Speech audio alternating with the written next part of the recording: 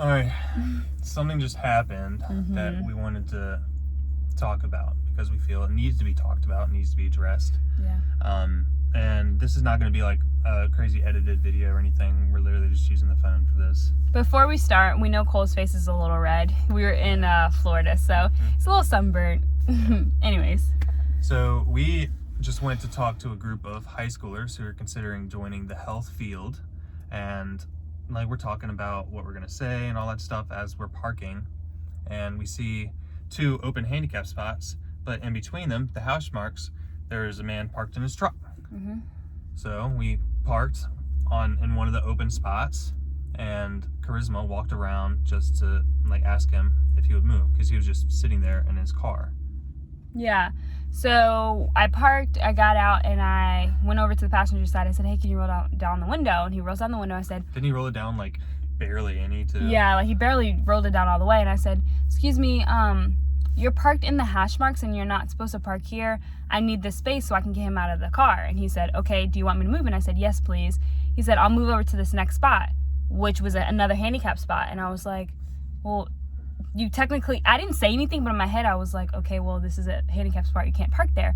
But I didn't want to say anything. I was just like, okay, he's moving, I'll just get Cole out of the car and like, let's do that. So I turned around and get Cole out of the van. And as soon as I got to the bottom of the ramp, I turned around, his window was still like halfway open.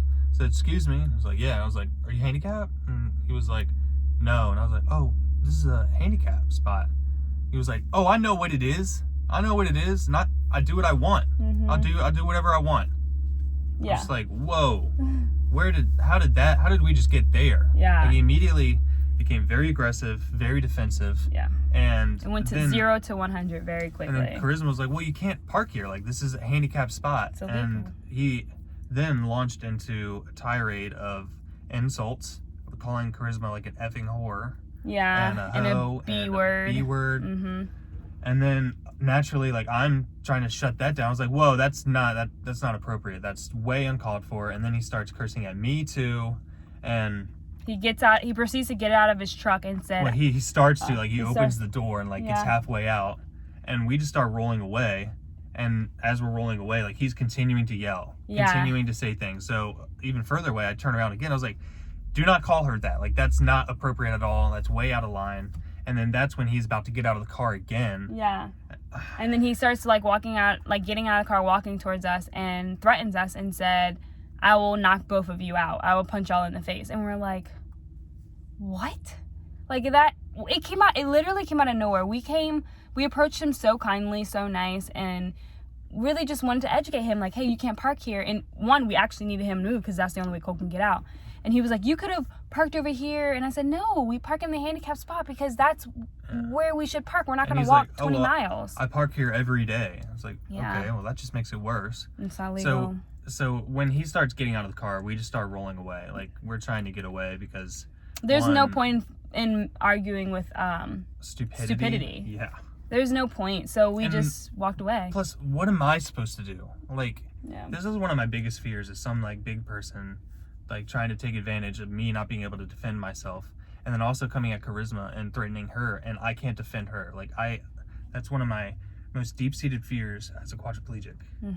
So there was no point. Like, I'm not going to put myself in harm's way or Cole's in harm. Sorry, this is not going to be edited, just so you know, but I'm not going to be putting myself in harm's way or put Cole in harm's way. So we walked away, went inside, and as we went inside, we saw a police officer. So I zoned in on him, rolled right up to him and said, hey, look, we just got yelled at by some guy in the parking lot threatened because we asked him to move out of the handicap spot, and he started calling my fiance an effing whore and all this stuff, and everybody was like, oh, are you serious? And so he went out there with Charisma. That I said, like, should I come too? And they're like, no, like, we don't need 1 million people. So Charisma just went there while I went over to check in. Yeah. So when I went out there, the guy actually had moved his truck. After all that, he still moved his truck. He still knew he was wrong, so he moved. And so I went out there with the officer, and I was so flustered. Like, I'm still a little flustered, but we went out there, and the guy was like, oh, I'm assuming you're coming to talk to me. The officer said, yes, sir. And so he starts explaining the situation and said that we were disgusting, we were rude people, we were immature children. He was like, his son was more mature than we were, and we were calling him names. And I was like, What? And we did call him immature, but this was after he started throwing insults. Like, sir, you're being immature right now. Yeah, that's Let's treat this like adults. Yeah. But, like, we did not approach it like that at all. No. Not even close. I simply asked, are you handicapped? And he said, no, I'm not. And then launched into this aggressive assault. Yeah. So, and we understand that they're invisible disabilities. Which is why I asked. Which is why we asked.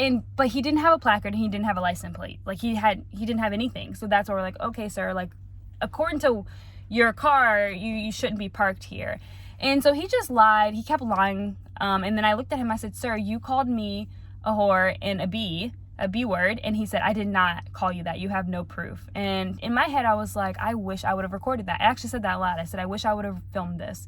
And he didn't say anything. And I was like, because he knows, like, we would have caught it all on camera. Yeah. But and then I thought, like, if I actually filmed it, he probably would have, like, chased me down, like, broke my phone or something. Because that would have been enough. Yeah, he would have done that. I don't doubt it 1 second. If me even asking, are you handicapped, was enough to send him to that place, imagine if we brought our phone out. I know. Like, he would have literally come after us. Yeah, so... But the point of this is not to just bash this man who didn't know any better and was being mean for no reason. Yeah. That's not the point.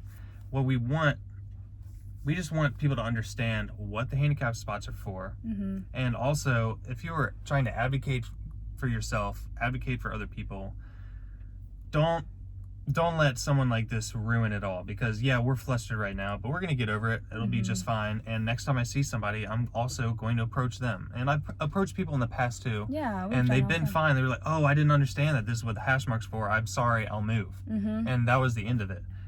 This just happened to be a much more conflictual situation. I don't know if that's a word or not, but whatever. We just, will continue to speak up and advocate because it's wrong and it's against the law. And I was very thankful that the police officer was really calm and, understood, the dude was lying. And I was like, I looked at him, I said, he's not telling the truth. I'm not that kind of person. I'm not going to just come at someone, full on and be disrespectful. I'm going to come nice. I'm not a mean person. And so it was just a little frustrating. But we just want you all to know that no matter what, continue to advocate. And just get pepper spray or something. I had pepper spray. I got it for you for Christmas. I know. I had to throw it away because I went to the amusement park with it by accident.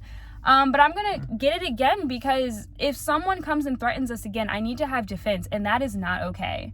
And he was a big dude and very huge guy. And and he's probably in his 50s. He was definitely older. Yeah, the police officer, when he saw him, was like, wait, what? I thought this was a student. We're like, no, this was a parent. Yeah. It was... We were flustered. I walked away, and so I kept my cool. I kept my I was calm. I didn't react too much to the guy, but as soon as I walked away with the officer, I started crying because I was so upset that I wanted to say something so bad, but I wanted to be mature and respectful, and I was like, I'm not going to do anything. I'm not going to fight with stupidity because there's no point. You're not going to win. Yeah, you just have to roll away and come back to it with some authority. Yeah, as soon as the cop was there, this man took a much different tone. Yeah, he was a totally different person. And it just makes me sad because it's this guy came after a woman and someone who was in a wheelchair and threatened us. And it's what are we going to do to you? Why? What's the point? We're just educating you. So the moral of this story is to continue advocating and to continue telling people, don't let educating. That person ruin it for you. Don't let someone ruin it for you. We proceeded to go inside and we gave our talk to a bunch of students. We had to take a moment before to collect ourselves because it was still, my anxiety was still through the roof. Yeah. But we found it more important to stay there and talk about our experience. And I shared what just happened in the parking lot, so everybody knew that this is something we have to face. Yeah.